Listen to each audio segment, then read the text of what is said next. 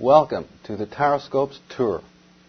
The very first thing which we would like to clarify is that both the tarot and the zodiac are not external phenomena. They are not out there and should be considered living essences or archetypes within each individual. You are a living, breathing zodiac. The magician Aleister Crowley and the mystic poet William Blake both recognized this fact and declared in similar ways that every man and woman is spiritually a star. Additionally, the great German philologist and philosopher Friedrich Nietzsche eloquently and enigmatically penned these words which aptly introduce and encapsulate the theme of the entire taroscopic approach. He said, "As long as you still experience the stars as something above your head, you lack the eye of knowledge." And theosophist Madame Helena Petrovna Blavatsky put it this way: when the planets of the solar system are named or symbolized, it must not be supposed that the planetary bodies themselves are referred to, except as types on a purely physical plane of the septenary, and that means the sevenfold, nature of the psychic and spiritual worlds. Now, a taroscopic chart, like any divination chart, is a record of the interaction between the conscious and unconscious dimensions of being, and between the masculine and feminine polarities of the self. However, due to modern society's aversion to whole brain intelligence, these esoteric disciplines, once revered by kings, are all but deleted from serious concern, being relegated to the level of novelty and pseudoscience. And though there are a plethora of New Age books rolling off the assembly lines, few authors or researchers concentrate on the relationship between the tarot and its sister disciplines, astrology, numerology, and Kabbalah. The new millennium is here, and it is finally time for the reunification of science and meta-science. The new millennium signals new paradigms in thinking and experience. And it is certainly time for a Tarot 2000, for an understanding of tarot free from cliché, psychobabble, and dated jargon. It's time for each person to become their own priest or priestess and to dispense with religious and political authorities on the external level. We require revealers, not deceivers. Moreover, Gnostics, Theosophists, alchemists, and magicians know that we each have within us a living oracle. And we need to find out how that oracle comes into being, how it operates, and how to get directly into contact with it if we're going to be mentally and psychologically present in the new millennium and able to remedy the existential nihilism and decadence apparent everywhere. The time has come when the sacred arts are again presented and taught as one. For unless the four Hermetic arts are themselves considered, learned, taught, and practiced as one, consciousness will not know unison. This is the message of the first card of the tarot, the magician. His esoteric letter is Beth, which actually means the house of God. And though this refers to the Great Pyramid at Giza, it also refers to the human body, our own temple, our own veritable house of God. As William Blake reminded us, all the gods reside in the human breast, that is, within. The magician's task is to unite the four into one.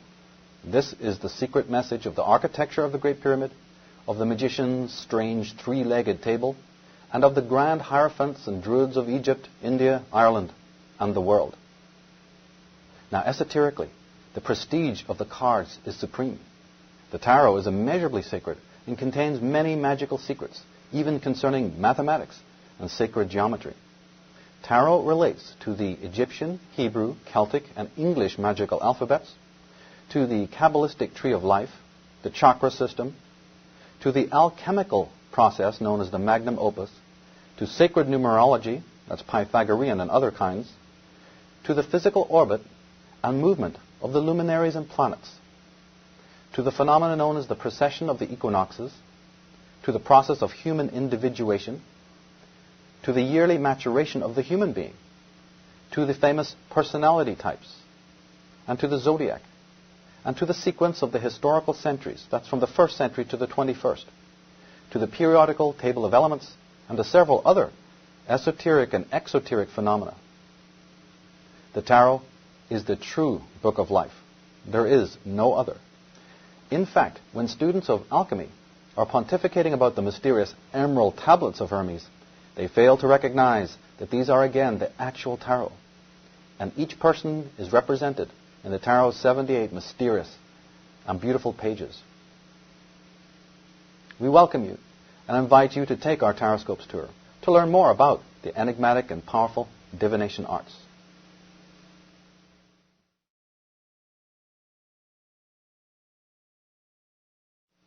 Now, one fact needs to be thoroughly grasped and understood. It is a very special day when the divination arts choose to enter into your life, to give you empowerment. A very special day. It is not and never is by chance that you are being drawn to these subjects. This very attraction, this very encounter, marks the difference between yourself and other people you know in the world. Whether you choose to follow on or not is your choice. But when you take up the study of these matters seriously, it is not you, as you presently understand yourself to be, that is in charge of the choosing at all. On the contrary, you are the one being chosen. It is because you are loved and cared for by something higher than your ego that this knowledge is made available. Your guides are doing their work to offer protection and wisdom at this time, in this age, and for their own good reasons. In this world today, for a very few people, the grace shines. It shines and leads the way to the place you need to be. And that place is selfhood. For did not the great Vedic masters state that self-realization is necessary before God-realization? And let us not forget what was written at the Delphic Oracle in Greece. Know thyself. Well, in order to know yourself, you have to look into the right kind of mirrors. The tarot and the divination arts are the right kind of mirrors. And in ordinary life, which has become extraordinarily complex, we make mistakes, we take wrong turnings, which waste large amounts of time, energy, and money, and which cause great frustration. Just look at the complexes and vices which arise from human uncertainty and ignorance. We make a wrong move that causes ourselves and others enormous hardship. From these there arise the other pernicious quandaries which beset us: guilt, self-recrimination, hostility, frustration, and regret, and so on. Or because we think we're right, we contravene the space and boundaries of another person, who then becomes an enemy instead of a friend. Is this not the familiar pattern of life? And we are prevented from reaching our own goals and excellence when we make these kinds of detours. Since we constantly make decisions which are so important for our lives and for our responsibilities towards others, it becomes essential to get proper guidance. But that guidance comes from ourselves and not from others. Our words here are not meant to spur you to give yet more of your power away to others. They're meant to return you to psychic sovereignty, to the oracle within that has all your answers. Now, we already ask other people for a great deal of guidance in day-to-day affairs, and we constantly act on the feedback. So what is wrong with going to the source which always has the right answer? Asking someone who is, like oneself, divorced from their source for the answers to personal questions is obviously not going to ever foster wisdom. This source within us is the inner guide or oracle. And when we get into contact with it by way of the tarot and the divination arts, our lives change. This connection is known in the magical tradition as communion of the holy guardian angel. The Egyptians knew the higher self as the Ka, as the Karast, from which we get the Christ, or simply as the double. In alchemy, it is known as Agatho-daimon, the holy serpent, and also as Mercury or Hermes, the psychopomp, the guide of the dead. The divination arts were in the world long before the high-priced psychologists and counselors who are good at the patch-up but not much involved in the prevention aspects. They are about healing, but healing is one of the most misused words today. It is not a state that one finds after recovery from illness. It is the state in which one never gets ill in the first place. Or have we forgotten this? The Creator or universal intelligence did not plan for our lives to be full of waste and sorrow. We make it so, and we can change it. It is a great thing to be able to close that gap between error and truth, even a little. It reduces the chance for karmic rectification, which is responsible for so much suffering throughout the earth.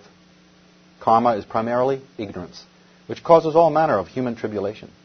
As Socrates said, the greatest evil is ignorance, and the greatest good, knowledge. Additionally, the magical arts aid us in the discovery that we are not merely the roles we assume. Beyond all other information and learning which is commonly sought, there is the greater human need to know exactly who and what we are, intimately and authentically.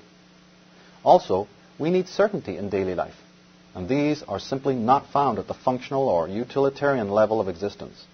The work we do for money and security is not the place to look. The physical sciences which explain the material universe are also not involved in answering these macro questions. So let's give up waiting for science and religion to explain the mysteries of being. You are the scientist, and your body is the laboratory. The universe is our great classroom. The planets, stars, and luminaries are the teachers. The universe is a supercomputer, accessed not with binary, but with the human intuition. The roles we play may not be the real us. In fact, it is because we have put so much faith in these falsities that multitudes of people are finding themselves in a state of emotional, psychological, and spiritual disempowerment. It accounts for the delinquency and disenchantment among the youth who have been miseducated from the time they were born. When we come into this world and begin learning from our parents and teachers, we're given the impression that there are no operating manuals for life, and that we each find out the rules of the game as we go along. However, nothing could be further from the truth. There are operating manuals, carefully disguised and hidden perhaps, but nevertheless at our disposal whenever we begin understanding the nature and application of the high arts of divination. They were created in times past to help us navigate through the tempests of life, that we might arrive safely at our true destinations. Simply, we may think of life as a complex jigsaw. Usage of the divination arts of the tarot help us to see the picture on the lid of the box, so to speak. Now, each of us must do the jigsaw. To that we are committed. But there is great advantage if you have even the brief glimpse of the cover. Somehow, your hands move faster, and you get it together with greater acumen. You not only inherit enough true wisdom and come to greater mastery yourself, but you possess a surplus to help others that come your way. This is how we truly serve ourselves and the rest of humanity. Now, isn't it time for you to have a glimpse of the lid of the box?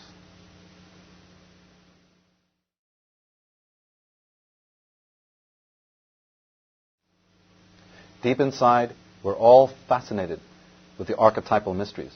You can no more abolish them than you can stop dreams coming at night. Everyone knows their own star sign, and we toss coins into water for luck. And we pick them up for luck.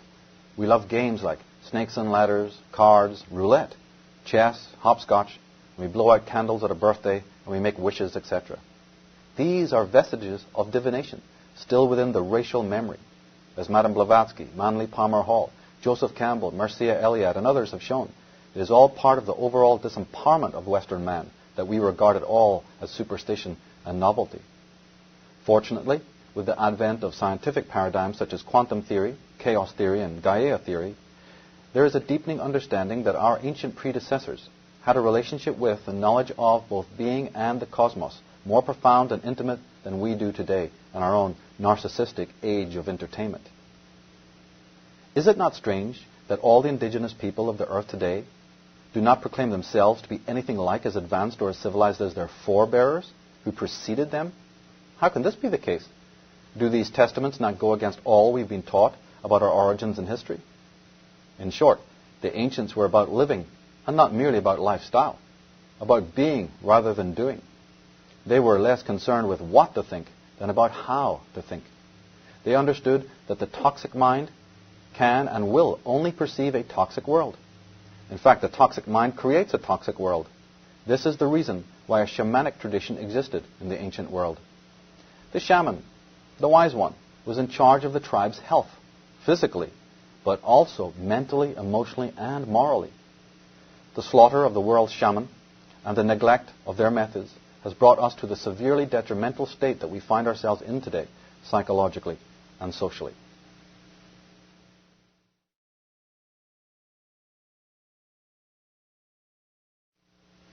Many persons develop a superficial interest in the tarot. It is one of those things which becomes fashionable at certain times. Now there are totem tarots, self-actualization tarots, feminist tarots, art expression tarots, fetish tarots, humor tarots, etc., etc. Some do not even present the complete deck, and worse, some have added cards. Both reduction and addition serves to abolish the numerical integrity of tarot. Diversity is fine, except when it causes the true essence of a thing to be lost or obscured. To the purist, these creations are not real tarots at all and are misnamed. The tarot is something very specific. It is fine if someone wishes to display or relate their own personal vision, their quest, or artistry by designing a deck of cards. But unless they are fully conversant with the numerical and geometric construction of this true book of life, their work does not qualify as tarot and should be advertised and sold under different names. One cannot make tarot subservient to their particular mindset and only pay fleeting regard to its own inherent principles. So let this be known. The true book of life has exactly 78 pages and is called the tarot. It is therefore to this book, and not to the Bible, that one must abstain from addition and subtraction. Such activity is against the order of things. Pick out the cards 7 and 8 from the tarot, and you will see that they represent the sun and the moon. The number 78 therefore represents the coming together and nucleation of the sun and the moon, that is, the luminaries within and without. Yes, the tarot represents the nucleation of all opposites, and working with it, we transcend duality. Confucius said that signs and symbols rule the world, not phrases and laws. He said this 500 years BC. He was right then, and he would be right today. Symbols are extremely important for the development of mind and spirit. The beauty and superiority of the tarot lies in its use of symbols. The tarot's prime means of communication is through symbolism. The tarot may be described as a master chapter within the greater book of symbolism. And we need to be symbolically literate to listen to the tarot's profound wisdom and to decode what it reveals to us during a reading or during a meditation on the arcanum. Symbols have been used by all major cultures, and naturally, there could be no true advance to higher forms of language and communication without them. Symbols are higher forms of communication. Whether in the form of hieroglyphics or hierograms, as mandalas and yantras, as tankas or as sigils, etc., they can only be fully understood with the whole brain, and not merely by the so-called left brain and its hyperlinear circuitry.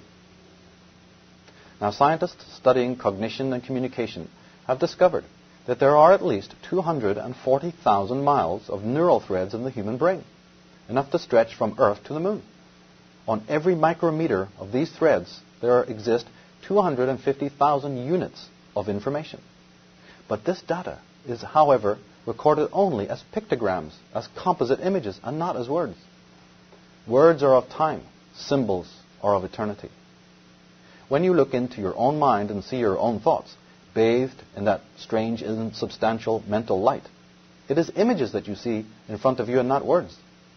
The Christians were told that it was prohibited to make graven images of their God. This edict came even prior to the prohibition against killing. This is simply more propaganda. We also read that in the beginning was the Word. But this is now itself proven to be untrue. In the beginning was the symbol of God. This is how it was then and is even now. This is all that God can be to the mind of man. No word can encompass even the smallest part of the universal intelligence. Words define the creations and exploits of men, not of God. In order to know the latter, one must develop symbolic literacy. And studying the tarot is the most apposite manner of developing such capacities. It is also the mean by which we develop mental, emotional, and moral hygiene, so much lacking in this world at this time.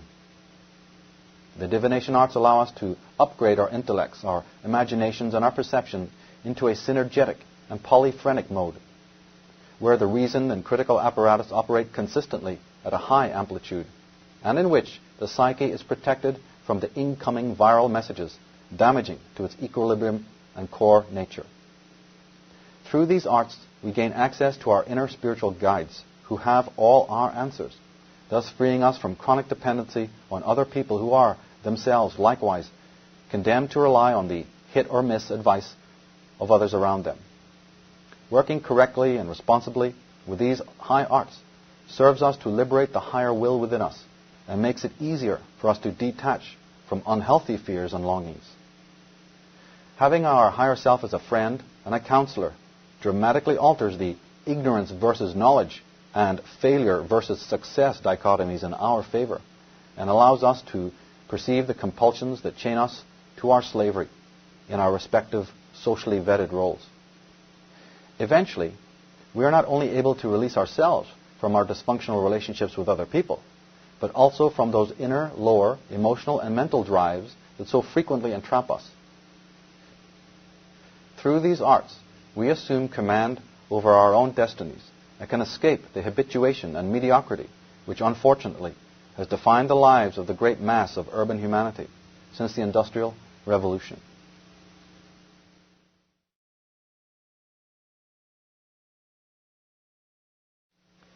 We repeat, the zodiac is not only something out there in space. We assertively submit that each person is a living, breathing zodiac. Time, in the external sense of the arbitrary movement of the planets, can certainly be used for collective prediction, but it is more paraphernalia-oriented than the archetypal method which the archetypal stellar taroscopic system of divination seeks to revive. And if we foolishly believe in an outer zodiac, and that distant rocks floating in space affect consciousness and destiny, then by definition we are also endorsing the concept of predetermination, which posits that we have no free choice. The Magi of old never taught such nonsense, despite what the so-called experts say, and the divination arts are not based on such fallacies. Their creators knew that man is far from just a passive actor in the theater of the universe, operating in accordance to a pre-written and unchanging script. The soul is eternal. Its workings are on the deepest level beyond the realms of time, distance, space, and speed, which are necessary categories for left-brain cognition only. In fact, as the true Gnostics know, these four great interlocking modalities taught to every school child are the very elements created by the adversarial or Luciferian principle to capture the soul of man in the realms of illusion. Yet, strangely, astrology, which in principle is meant to spiritually and existentially empower mankind, is entirely based on them. How can this have been overlooked? Several astrologers use the words archetypal, spiritual, or psychological in their works, and then go on to show that they have little idea about what these words really relate to. As the great German philosopher Friedrich Nietzsche wrote, as long as you still experience the stars as something above your head, you lack the eye of knowledge. And we wholeheartedly concur with this statement. Our thesis is, in short, that once we understand this enigmatic statement, we can hearken in a new divination, a new astrology, which is archetypal and rectified and free from all the sundry paraphernalia. As Gnostics, we recognize three kinds of time. There is clock time, measured by a clock or a watch. There is seasonal time, measured by a calendar. And then there is psychological time, and this is measured by the zodiac. The first two are, of course, well known. In fact, we're veritable slaves to them. They're certainly not doubted. But the lost truth is that these first two originated from the third. This is why they all feature 12 divisions, 12 hours, 12 seasons, and 12 signs.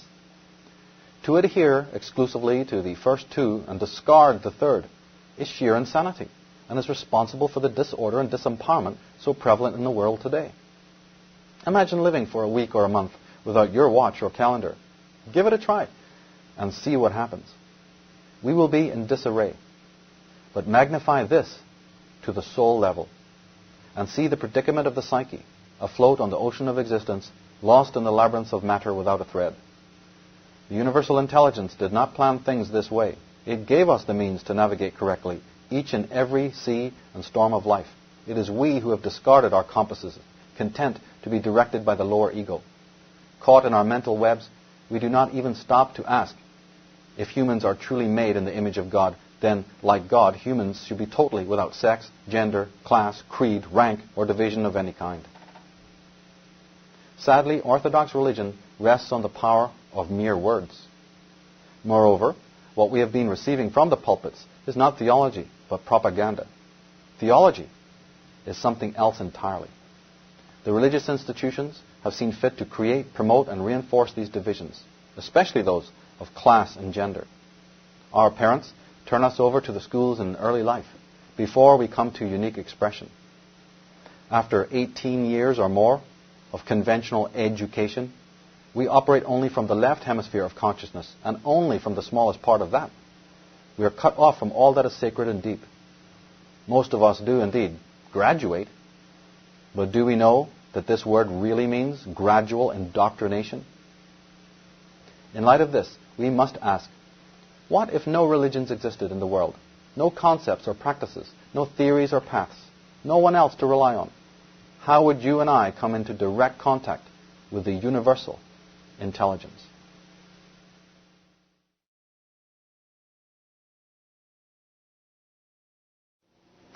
On a very basic level, readings operate like any psychological test. Scientists and behaviorists themselves use many psychological tests, like the TAT, that's the Thematic Apperception Test, and the Rorschach Inkblot Test, or the LAB, Language and Behavior, and the Myers-Briggs, etc. There are many others accepted by academic intelligentsia. For instance, for years, researchers at Stanford University were trying to determine how many psychological types there are.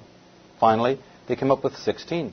Well, curiously, the character cards in the tarot, that's the court royal cards, which represent the very same types, are 16 in number. And they had that centuries ago. Basically, the tarot works in the same manner as a common thermometer. When you go to the doctor, he pulls your records and pops the thermometer in your mouth. You give him the directions as to what you think the problem is, and hopefully the correct diagnosis will be made. It is somewhat the same when one comes for a reading.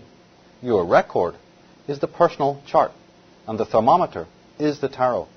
Only it takes the temperature of the inner psyche, the emotions, and the unconscious mind. There's absolutely nothing sinister about it at all, unless the practitioner is consciously deviant or malign. The Gnostics, the diviners of old, were the Earth's first behaviorists, or death psychologists, so to speak. Had they been given a true, free voice, our world and our societies would be free today of many of the injustices and repellent characteristics. Those who created and used the tarot knew how to access the living oracle by way of the composite images and iconic symbolism. Confucius said that signs and symbols control the world, not phrases and laws, and he was absolutely right. Symbols are extremely important. When it comes to the structure and dynamics of the psyche, the tarot's rich canon long predates all of Freud's findings and those of Jung.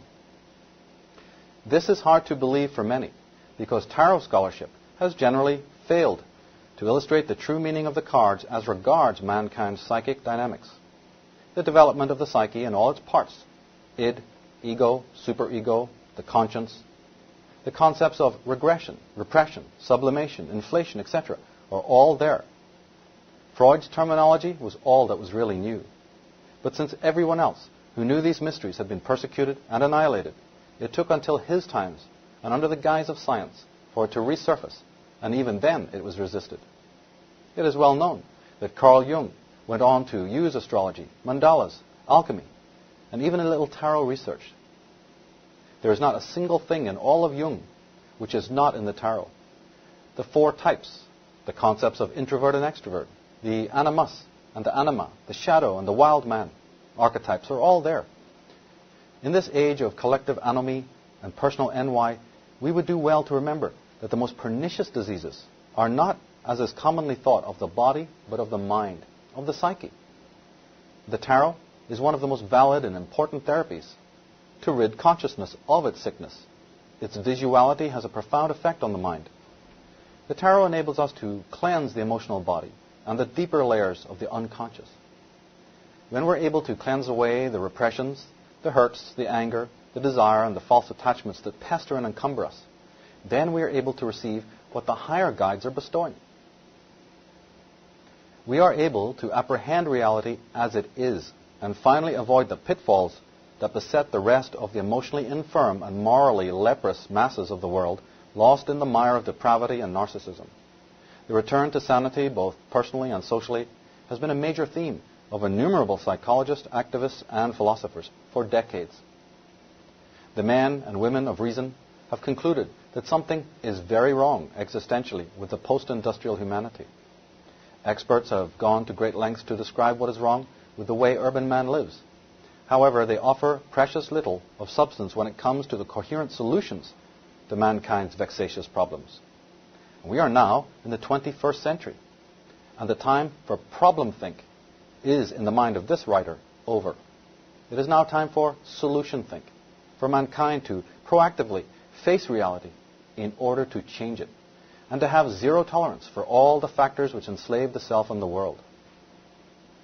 This paradigm shift involves the acceptance and confrontation of the dark sides of the human ego personality, and a desire to see ourselves in totality for who we are morally and psychologically.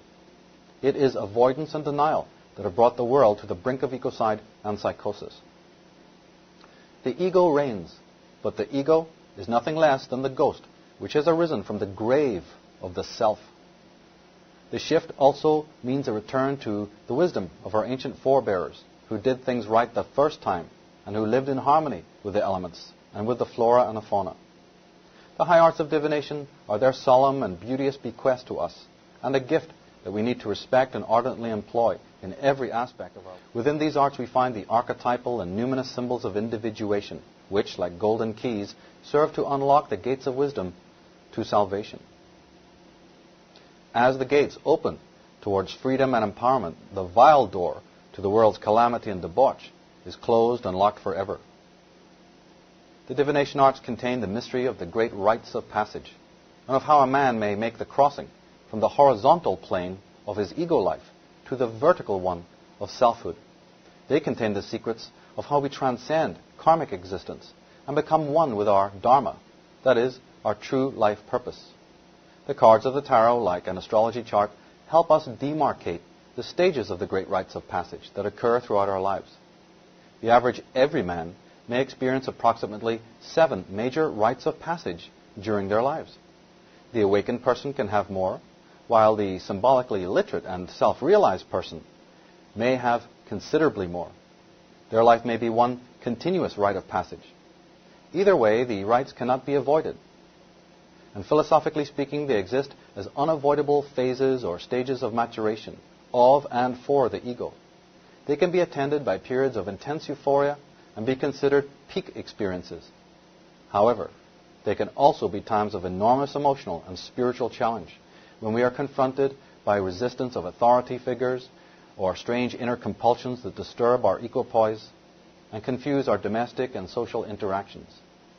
The obvious rites of passage have been recognized by mainstream psychologists and philosophers for some time now.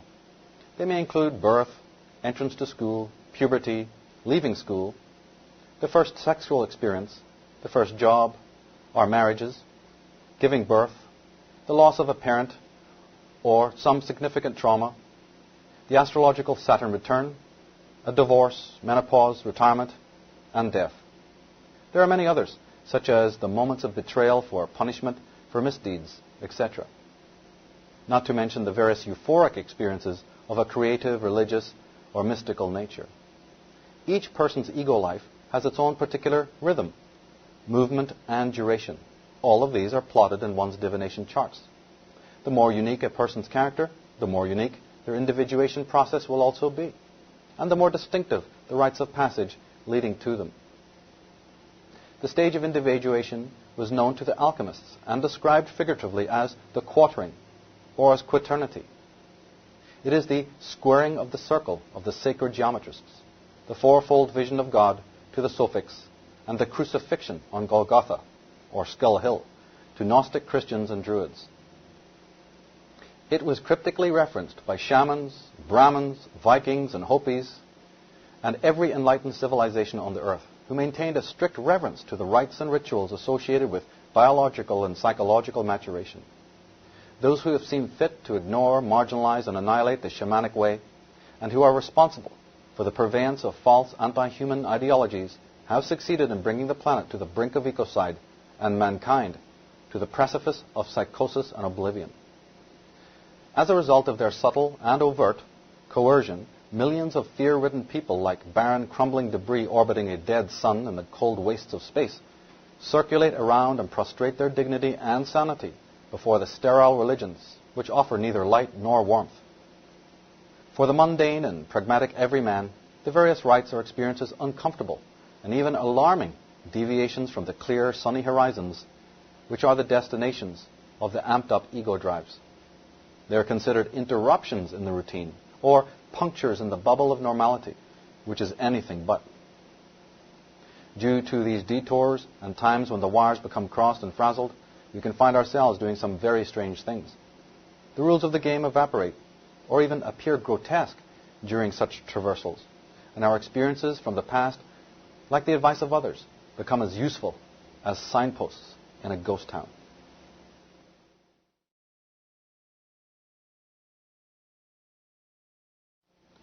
Today there is little time to care about anything that has no practical application or value. This pragmatic sense applies to questions of metaphysics and to the high arts of divination.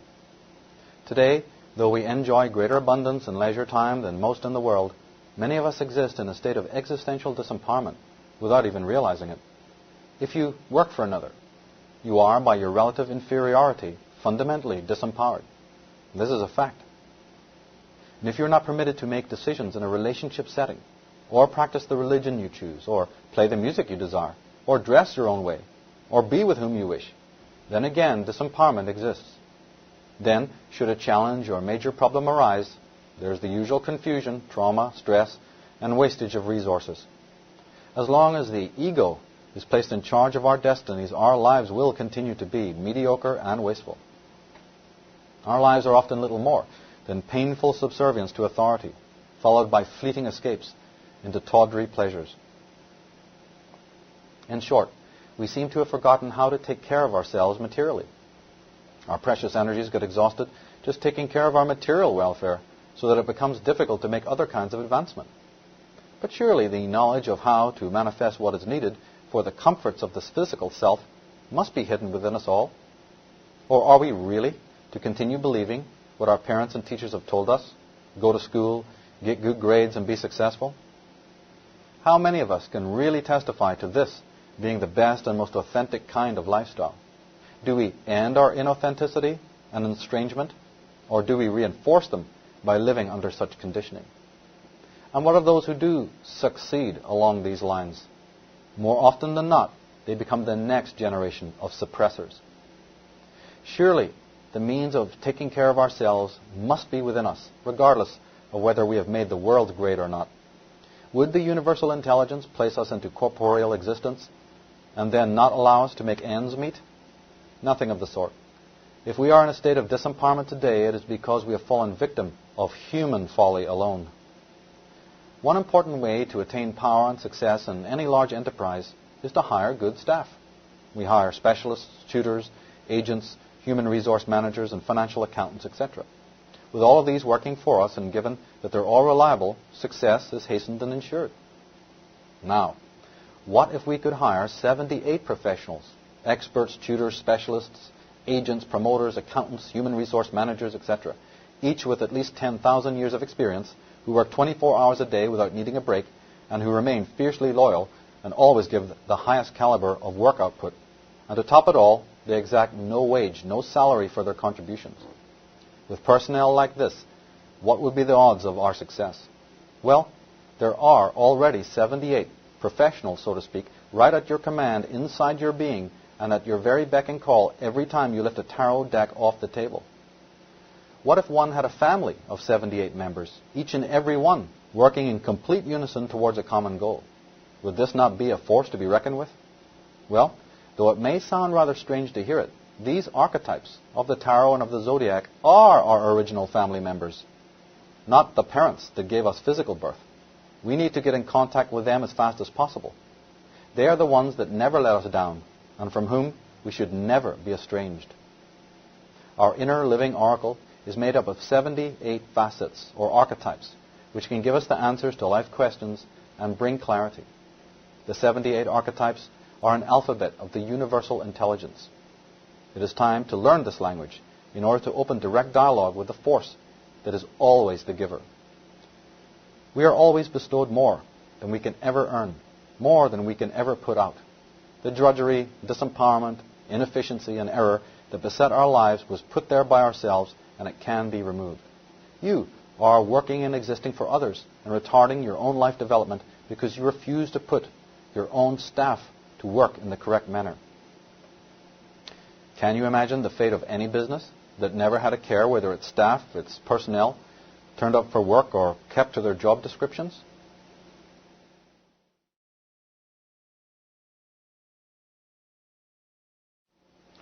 The world's written history has been tampered with by despotic, plutocratic forces who have kept humankind in servitude for millennia. As Rousseau aptly wrote, the falsification of history has done more to mislead humans than any single thing known to mankind.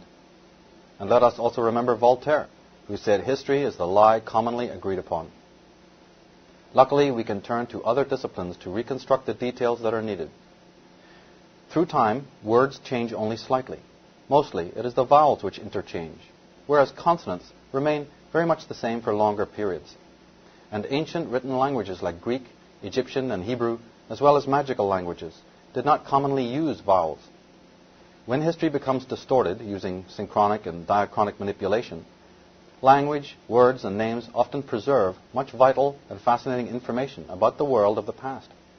So it is with the word tarot. The word tarot is primordial. During the earliest dynasties of Egypt, the supreme mother goddess was known as Tarut, and also as Ta'urt. As the cults and dynasties changed, she became known as Nuth and Mat and Ma and Maya, as Hathor, Isis, Circe, and Sophia, etc. Finally, in our era, she became known as Mara, or Mary the Madonna. But the original Madonna was called Ta'urt. This is where certain other names for women and deities come from. For instance, Ishtar, Tiamat, Ashtaroth, Astarte, Star, Tara, Thoth, the word Taurus. And the word tartan is a derivation, as well as the derogatory slang word for women, tart. This arises because proponents of the solar cult demonized and rebuked all members of previous cults. A worshipper of Tarut then becomes ridiculed and scourged as a tart, in the same way that a worshipper of the lunar goddess becomes a lunatic, a monster, or a sinner, because sin was one of the earliest names of the moon goddess. Another word that was used in the scriptures to defame the priestess was harlot. This word, however, comes from herodulai, which actually meant sacred woman, or even beloved one. The Bible is full of mistranslations, most of them made purposely to conceal real meanings. The word Ta'urt or Tarot was later pronounced with a soft H at the end, like Taruth, thus giving us the familiar word truth. The word tarot and the word truth are therefore the same. It follows that if one is seeking truth, to seek out the tarot. In Arabic, the root ta, ta, means hidden or secret knowledge. In the Anglo-Saxon eras, the strong T sounds were softened to ch, so instead of t, it was ch. Tarut then becomes charuch, or church. A church is obviously a place of worship, where the great mysteries of being can be revealed. But the actual church is, however, not a building, but the tarot.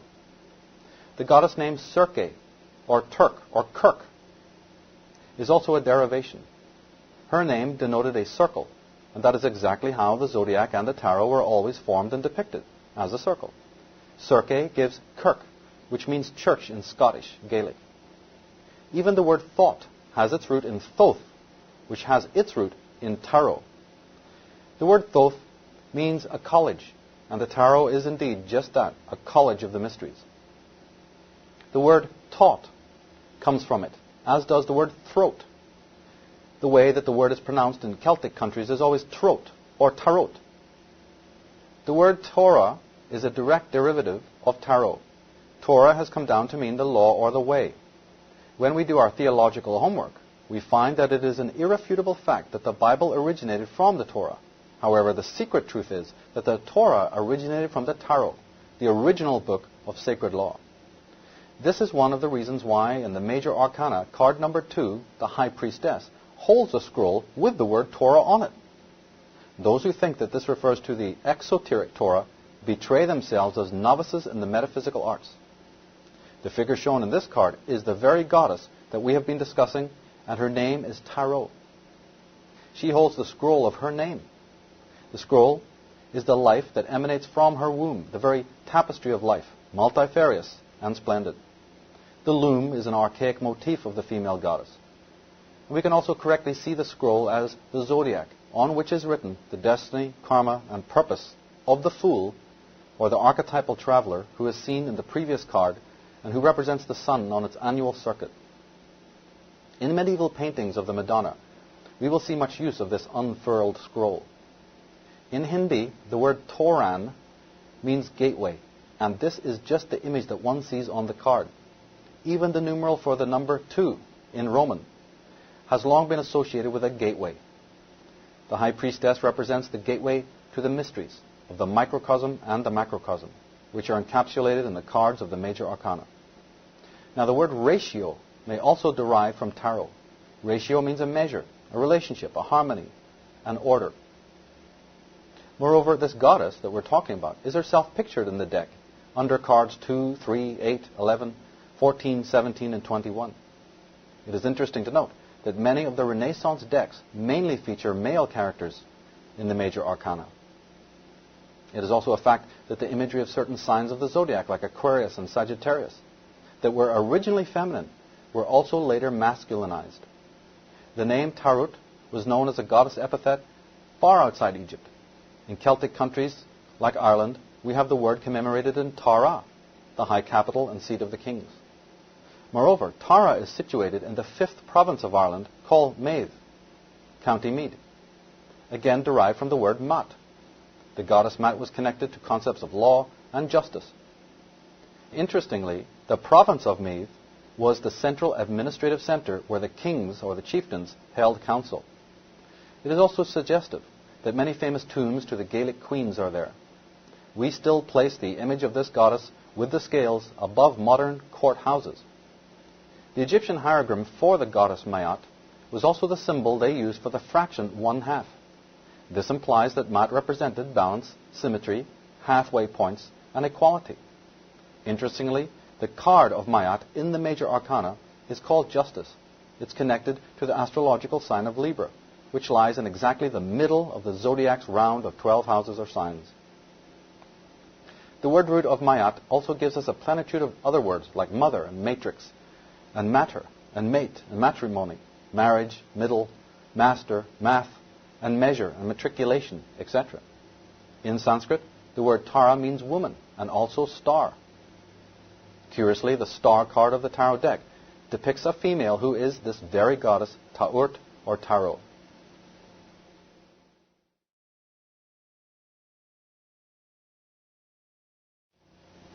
The ancient writer Aesculapius wrote, "The day is coming when the world will know nothing of the faith of the Egyptians. Our land will stand desolate. Tombs and the dead will be its only witnesses." Sadly, his words are very true. To this day, there are books rolling off the presses composed by would-be tarot scholars who doubt that the cards originate from Egypt.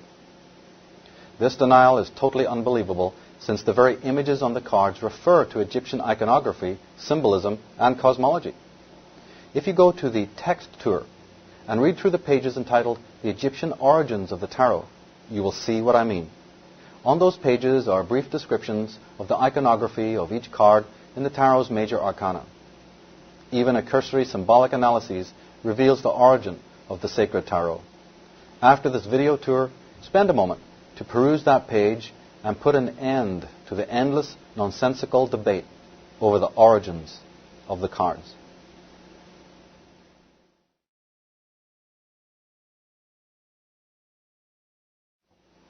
Now, the ultimate question asked by believers and skeptics alike has to do with how the cards or the zodiac actually enable prediction and how they give any kind of insight into the character, personality, vocation, and destiny of an individual. This question has not been dealt with appropriately by most writers. The answer should be known to those within the cognitive sciences, such as behaviorists and psychologists. But unfortunately, most of those who have expertise in these fields are not that much interested in occultism or divination. So, a simple discovery becomes again a mystery due to the divisional and exclusionary nature of human studies. In order for the tarot and astrology to work, they must have an intimate connection to human consciousness. In fact, we cannot understand the nature of the tarot or the zodiac without understanding something about the origin and evolution of consciousness. Now, we humans possess an inner sense of knowing. Some have called this the intuition, some the still small voice, or guardian angel. Others call it the God force. Skeptics are more inclined to call it instinct, but nevertheless they cannot doubt that in certain important scenarios of life, some kind of superordinate intelligence kicks in for our well-being and protection. Now, regardless of the epithets or terminology, this force does indeed exist, then we have to find out how it came into existence, how it operates, and how we can get into direct communication with it. The entire taroscopic system rests on these three questions, or themes, which go directly to the heart of the connection between the divination arts and human consciousness. The proof concerning the connection between the tarot, the zodiac, and human consciousness is best explained through the means of numerical analogy. Numbers are the means by which we give expression to energies, those of a mundane or supermundane nature. This is why certain numbers were associated with so-called angels and so-called devils. Originally, consciousness was merely a primitive sensory response mechanism. The neocortex did not exist. The mammalian brain did not exist. And thought, as we know it, was non-existent. Consciousness, for want of a word, was at the rudimentary or primal stage. The cerebral spinal system was then a single fragile ganglion. It is from this rudimentary state that we have inherited our understanding of oneness. This state grew out of and recognized the zero, that is, the protean uroboric pleromic state. Strangely, though no one can conceive or point to something that is actually a nothing, we do have the concept embedded within our minds. We do so because of the fact that consciousness arose from a state that it now, due to its own dialectical proclivities, can only conceive as a nothing. This nothingness was often symbolized in ancient times by the waters of the primordial abyss, and by creatures such as the snake, the crocodile, the reptile, or other demonic entities. We still use the term reptilian or mammalian to connote this primal cognitive stage of the brain. This single ganglion, the rudimentary ego, was oriented towards the inner world of the id, that is, towards the unconscious. We can imagine it, as the Egyptians did, as a single infinitely delicate petal upon a single lotus or papyrus stem rising out of the waters of oblivion. Now, from this stage of singularity, there arose a secondary apparatus. This was to furnish a center which could respond to external phenomena and to the external world of reality. With the advent of this ganglion, we have the primal bifurcation pictorialized and odd in all the cosmogenic myths and religions.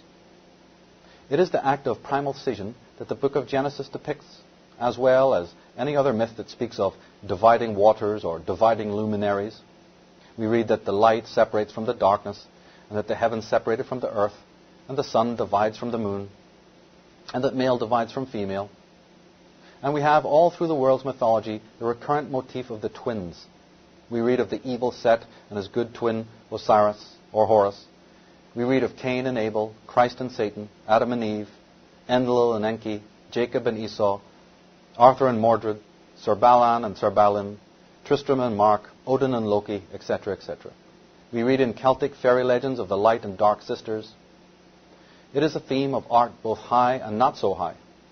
From this bicamerality, we inherit the a priori category of two-ness. The entelechy continued through the centuries, and from the two, like a fleur-de-lis, there arose a third apparatus, which had the job of administration, of processing and synthesizing the experiences and intelligences of the two antecedent ganglion. Thus arose the important concept of threeness, where consciousness rested for a time. It was relatively harmonious and stable. The titanic and threatening forces from within and without, which assaulted the vulnerable ego, were now kept somewhat at bay. This is why even today threeness is considered an archetype of harmony and beauty. From members of the Christian religion, we hear of the Trinity, which is, despite its dressing, a commemoration of this stage of consciousness. Now from the three, there came forth the four. This was the final steadying, organizing principle that was the necessary consummation of the previous stages. Consciousness is, today, still at the level of the fourfold, and this is why the cross and its various analogues is so cardinal and seminal a symbol, not only for Christians, but for the Celts and the Teutons, the Native American Indians, the Tibetans, the Maya, and other ancient peoples. All competent psychologists know of the four great hemispheres or modalities of modern consciousness. Carl Jung named them the intuitional self, the rational self, the emotional self, and the sensational self. So when we see the magician In the tarot, with the symbols of the four suits on his table, we're looking at a disguised image of the union of consciousness, an act always associated with magic and the province of the master magi. The Christ on the cross, or with his four evangelists, the Pharaoh on the fourfold cube, Osiris with his four sons, the Joker in the common deck dressed in his four colors, the Indians with their four directions, the dancing divas of India with their four arms, the dance of Shiva with his square cross legs, and the plethora of other quartering motifs. We understand that what is being expressed is the magnum opus, the uniting of four hemispheres of consciousness. This is the true meaning of dying on the cross. And those familiar with the imagery of the major arcana of the tarot will recall how often figures are shown with their legs crossed at the 90-degree angle, or how the square and triangle geometry is subtly incorporated into the designs. The tarot was designed to pictorialize the great journey, the ascent and development of human ego consciousness, briefly outlined here.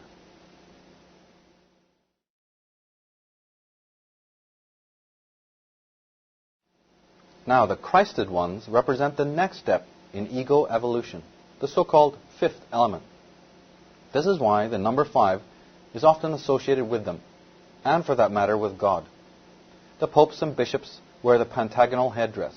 Jesus had 5 original disciples and broke the 5 loaves, etc. It is also the reason why in occultism the 5-pointed pentagram is so revered. We see the magician standing in a pentacle or wearing it about his neck. Students of art may be familiar with the drawings coming out of the medieval and Renaissance period, especially those by Agrippa, Vitruvius, and Leonardo da Vinci, which depict the Adam Ka Admon, the Anthropos, standing in the shape of the 5-pointed star. These depictions hearken to a future state of consciousness, the quintessence. The technocrats of today, as well as other more elusive personages, are also obsessed with this development and incorporate the 5 symbol into their creations. There are those who are of the opinion that this quintessential stage of consciousness is something that can be artificially induced or reached by human effort and by technology. And this is not merely a modern concept, but has been on the minds of the world controllers and their agents for many an age. Those who fund and control the sciences seem to have convinced themselves that by means of technology, carbon life forms can be advanced to that stage. These theorists, these founders of the technotronic age, see man as a machine. They dream of the organic computer and of the post-human world, where cybermen, androids, robotoids replace the problematic human being. They have chosen the sacred symbol of the pentagram to represent their cybernetic new world order. These hierarchs have spent billions on these various nefarious necromantic experiments, and many think tanks and technical corporations such as Sun, Microsoft, Apple, NEC, MIT, CIT, SRI, NASA, the Hoover Institute, the Pentagon, Laurel, Genentech, and many others are well-financed fronts for this kind of research. However, one cannot artificially evolve. It is the universal intelligence which decides the development and fate of its creations. The human ego cannot of its own nature comprehend the repercussions of its incessant meddling. No amount of physical tinkering can induce the 5th stage. A great deal of science fiction has this great issue as its theme. But relative to our work on this site, we can emphasize that the tarot and the high arts of divination contain the secrets for the attainment of the 5th dimension of consciousness. They enable us to perceive nature directly and know reality as it is. They are the tools by which we cleanse the inner house of consciousness so that we might apprehend the inner and outer realities as they truly are. The toxic heart and mind can see only a distorted form of reality, a reality as toxic and depraved as the mind which perceives it. The hygienic and realized man is depicted on the first card of the tarot. He is the true magician who understands that the pentagram represents the organic process toward self-realization and not the technological one.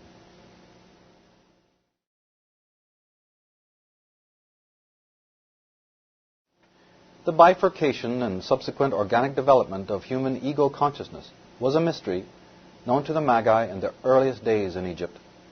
If we look at the intriguing plates in the papyrus of Hunefer, also known as the Scene of Judgment, in the Egyptian Book of the Dead, we will see a cryptic depiction of this phylogenetic evolution from the first part to the fifth. This is a very sacred and enigmatic piece of artwork and has been deeply misunderstood.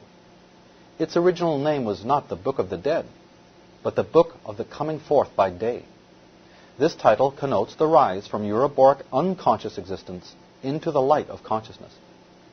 In front of the pharaoh, arising out of the waters on which his cubic throne rests, we see a lotus or papyrus shoot.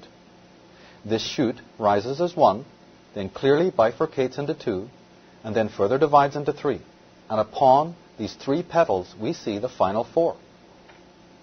Then, to emphasize the connection to consciousness, the four sons of Horus, or Osiris, are shown standing upon the lotus.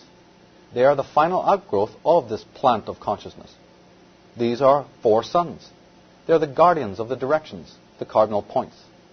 They're not depicted as life-size for the simple reason that they were not meant to represent actual sons of a physical type. They are archetypes, representing the four psychic hemispheres within the being of every man and woman. This famous papyrus, then, shows, among other things, the very origin and nature of the psyche. These secrets were later rediscovered by psychologist and student of alchemy Carl Gustav Jung, and are slightly more familiar to us in the Western world due to his fine work on ancient subjects. In short, the pharaoh is the fifth element. He sits above the throne of four. He is the result of all that came before. The previous stages may also be described as the mineral, the vegetable, the animal, and the human. And the pharaoh transcends them all. He is the risen one, the quintessence, the meta-human. This is the reason why he also has his arms crossed in front of him, because he is the quartered one, or the crucified one. Death to the fore and resurrection was known and revered long before the advent of Christianity. The pharaoh is also the child or son of Egypt. He is the agent of the goddess Maat, who is often seen behind the throne. His throne is the cube, because one of the meanings that the Egyptians wanted to attribute to it was the primordial mother. Salt crystals, which are cuboid, represented the earth mother. Moreover, the sum of the angles of a cube is 270, the exact number of days in pregnancy, or 9 months. So the pharaoh represents the child Horus, rising out of and administrating for the goddess, that is, for nature. He attains the elusive fifth element because he and the universe are in perfect harmony. Interestingly, a cube, when opened up into its planes, makes a perfect Latin cross. Seen two-dimensionally, the cube describes a perfect hexagram or Star of David. So again we ask, is there any real difference in the image of Christ quartered upon Calvary or the Pharaoh quartered upon his cubic throne? Are we not dealing with one cosmogenic story regardless of the embellishments? The fact that any Orthodox religion had or has any control or hold over the human mind is because it laid its foundations upon that which was anciently known and revered. We should now understand that consciousness has risen through 4 great stages. It did this sequentially, but with the antecedent levels are not forgotten. They remain intact today. There is consciousness on all levels at once. Each level is essential to the others.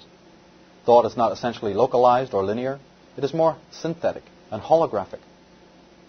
The mind is like the universe, a superfractal. If you go to the text tour and click on the page entitled The Book of the Dead, you will see some illustrations confirming what we are saying.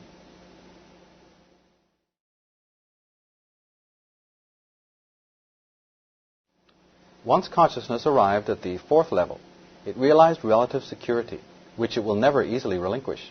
It was so courageously won. There are certain properties that are implicit within 4-ness that make it especially valued. These properties were known by the ancients and are the basis for innumerable symbols, rites, and observances. The stage of 4 and the one previous, the 3, are of great importance in understanding the tarot, astrology, and the other divination arts of magic. The architects of the Great Pyramid at Giza did not employ the triangle and square without very good reason. Their choice has never sufficiently been dealt with by modern scholars. We are told that it's just another unsolvable mystery of Egypt. Their temple design was based, however, on the origin and evolution of human consciousness, so that when one is within the pyramid, they're standing actually in a stone simulacra of their own mind. This is the reason why people have the experiences they do when they're there, and why certain other tombs that carry curses seem to have the power that they do. One cannot merely blunder into and emerge unscathed from precincts designed according to the geometry of organic entities. As the human body possesses its defense mechanisms, so do temples that are living portals between dimensions of being. The relationship of all these 4 ascending stages gives rise to other number harmonics, all of which aided the mind, the ego of man, to orient itself in the creation.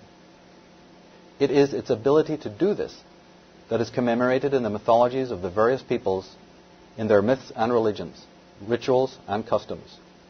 The ego immortalizes its own genesis and journey in this manner, and generations preserve it, forgetting what the myths and stories really depict and allude to. Often those we call great, in music or in art or in architecture, have their greatness coming from the fact that they are proficient in giving form and expression, consciously or unconsciously, to the movement through time of the ego. The ego is the hero, the champion of mythology, who slays the monsters of the deep and rises to greater heights. As we will see, the great art book in the world is the tarot, and it also depicts this act of becoming.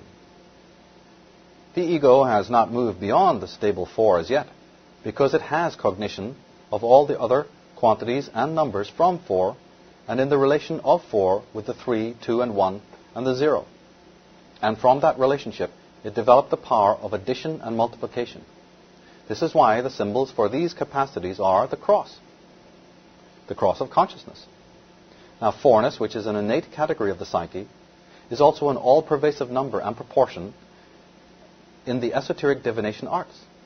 If you go to the text tour, to the page entitled The Fourth Phase, you will see a list of examples of 4ness and its prevalence in our world.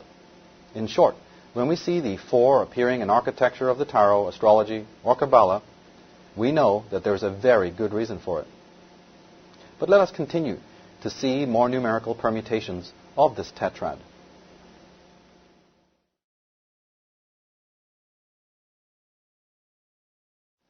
From 4 come all the other decimal numbers. If we add sequentially the digits that make 4 in the Pythagorean manner, we will understand why the Maya, for instance, declared that they only had 4 numbers. Because 1 plus 2 plus 3 plus 4 equals 10. And 10 is the perfect number, and its symbols are the cross. This links with Egyptian mythology and with the Christian ethos, as both the Pharaoh and the Christ are seen quartered. This means that the postures that they are seen in and the mythologies surrounding them are precisely designed leitmotifs and fictions which elaborate the great theme that cannot be fully explicated in a linear manner. The name of the first god of the first dynasty of Egypt is Atum, A-T-U-M. In fact, this is where we get the word Adum or Adam from. They're both progenitors, and the latter certainly originates from the former. The Hindus also had this embodied in their Atma or Atman. The Greeks, like Zosimus of Panopolis, identified the letters of Adam with the 4 elements, or 4 directions. We also get the word atom, A-T-O-M, from this, and the Semites have their Adon, or Adonai. These terms all refer to the first cause. And numerologically, the word Atum, A-T-U-M, is extremely interesting. Its letters, amazingly, are 1, 2, 3, 4, which is equaling 10. Now, Adam is numerologically 1414 in Western numerology, which also equals 10. In fact, the reason why Adam is 1414 is partly because of the human hands. Raised in front of one, they figure 1 thumb and 4 fingers. This is just the way that the ancients did things, which seems strange to us. Adam was the hands of God, the builder, the namer of the animals, etc.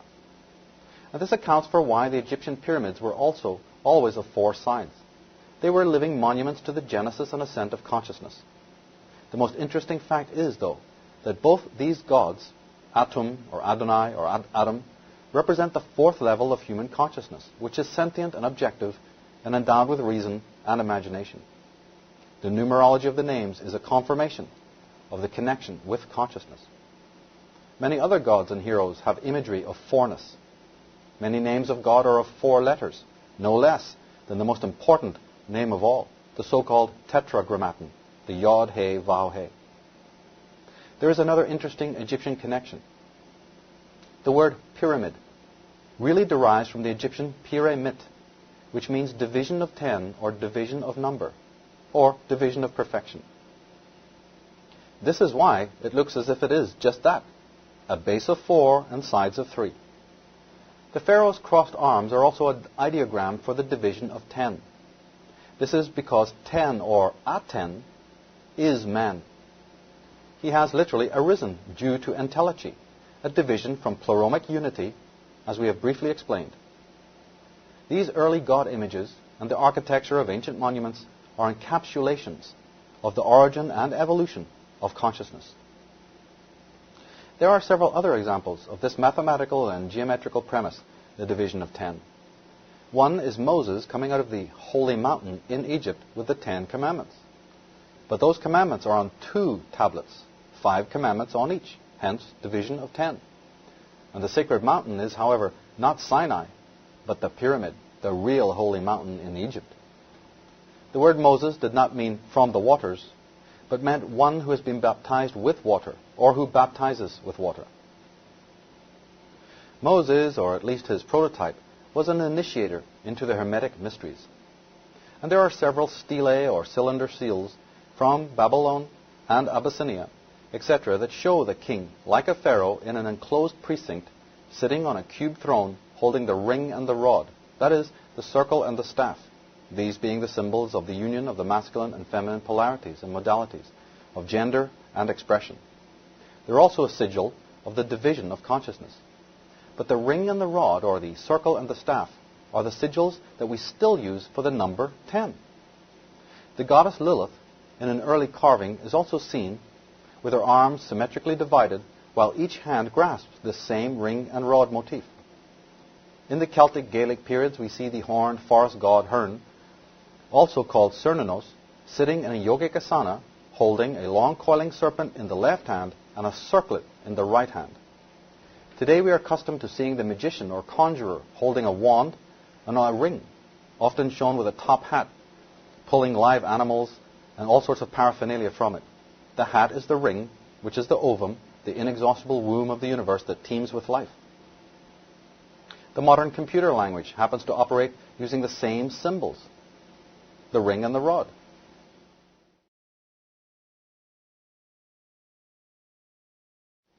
Now we come full circle to the original question of how the zodiac and tarot can be used as divination tools, and whether they are really external to us.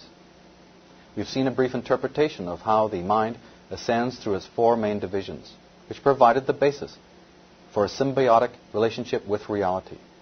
We have an idea that this ascent is commemorated in all the great complex myths of every culture and epoch. However, the fact is that human consciousness found that 4ness and all the prior stages were too limiting to completely account for and embrace the diversity of physical phenomena.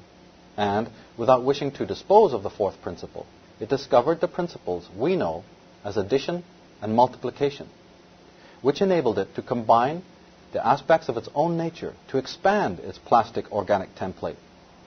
From the 3 and the 4, the 7 and the 12 were born.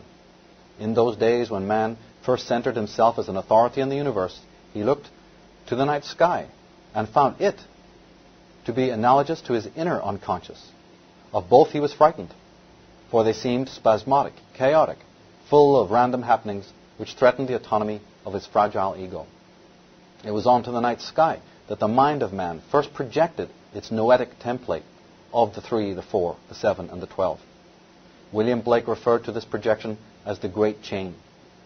The projection of our inner architecture gave birth to the external zodiac, with its 12 signs, 7 planets, 4 elements, and 3 modalities. We have patterned the external on the internal world. We have bonded physical and psychic energy. we have turned our minds inside out, so to speak, in order to feel acclimatized and secure in the universe. The process continued until everything was circumscribed by psychic projections. Every infant partakes of this psychic activity from the moment it enters the world. And because it is all happening unconsciously, the conscious mind ends up thinking that the universe is inherently encoded with the categories that the mind has actually projected there. This is the reason why we today think of the zodiac and the planets as innately effective on consciousness and personality. But a greater mystery is here revealed. So, in summary, divination is legitimate and possible because both the zodiac and the tarot are founded upon the 3-4, or the 7 and the 12 proportion and ratio. The tarot links with astrology, which links directly with human consciousness, because all contain the template, the schemata of the 3-4. Therefore, we cannot understand the tarot or astrology and their operations independently from an understanding of our mental dynamics. So when it is declared that the zodiac is within and that there is a living oracle inside each of us, it is said with total conviction based on the proofs given here.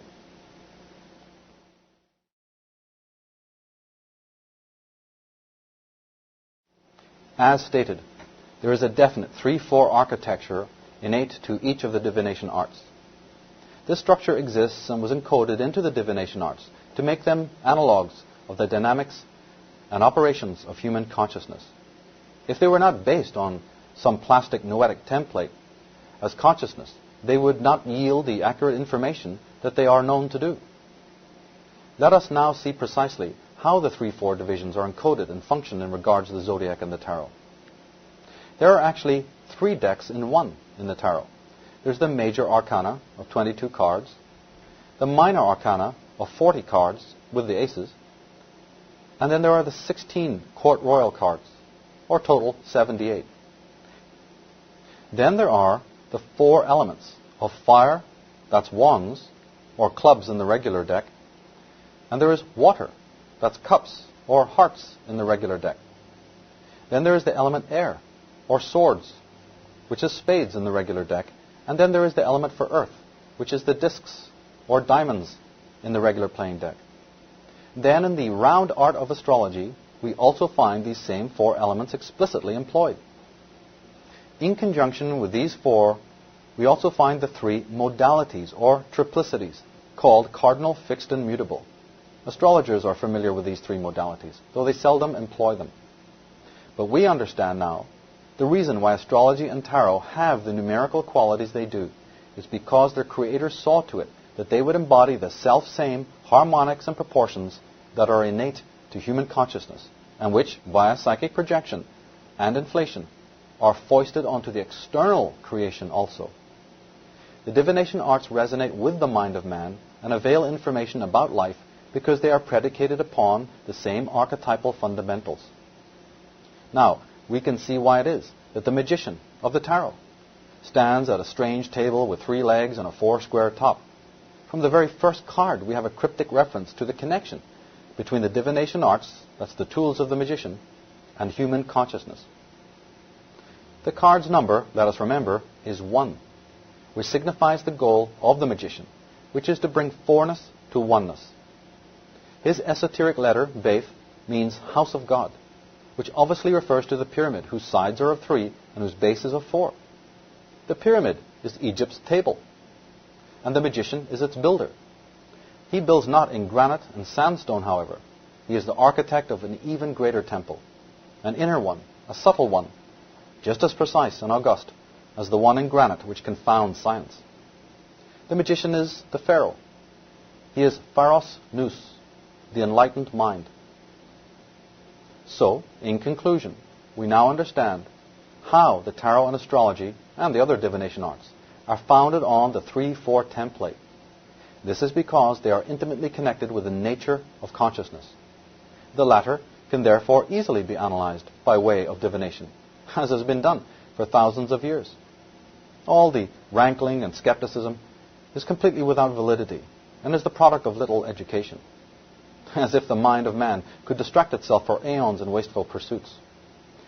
It is the towering vanity of most modern intellectuals with their comfortably biased but desolate theories that have fostered the pernicious condescension towards these ancient arts.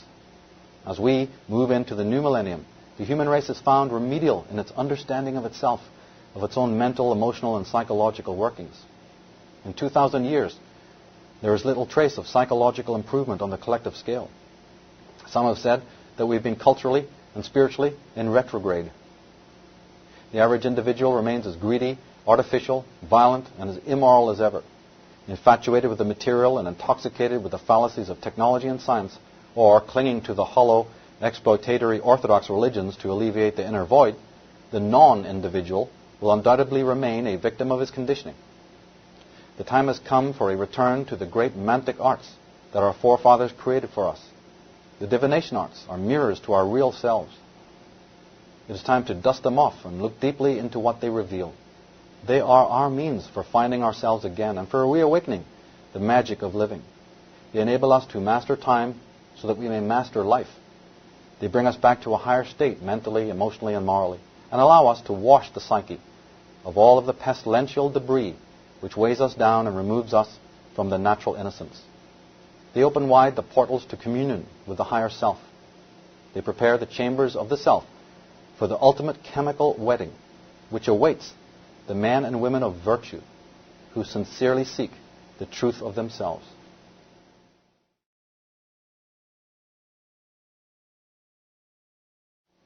You have now completed your Taroscopes tour.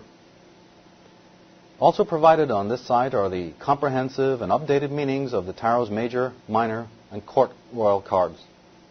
Reversed meanings are also provided for increased accuracy in readings. In the Taroscopic Mystery School, you will discover the complete method for working with the Tarot on many levels. You will also discover the means by which the 4 divination arts work together in perfect synergy. This is a mystery which has been lost and neglected for many an age. As we have just proven, the 4 great Hermetic arts should never be considered, learned, taught, or practiced as separate disciplines.